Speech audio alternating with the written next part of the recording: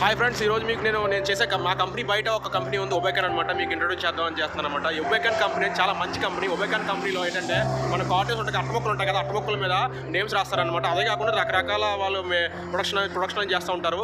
ఇదంతా కూడా రియాద్లో, Saudi రియాద్లో secondary ఇండస్ట్రీలో వర్క్ చేస్తాం అనమాట మేము.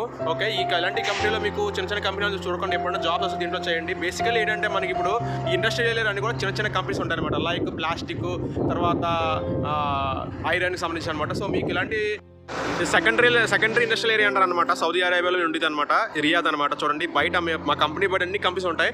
ఇక్కడ ఏంటంటే సపోజ్ ఇలాంటి చిన్న చిన్న కంపెనీస్ ఉంటాయి అనమాట. దీంట్లో కూడా శాలరీలు బాగానే ఉంటాయి.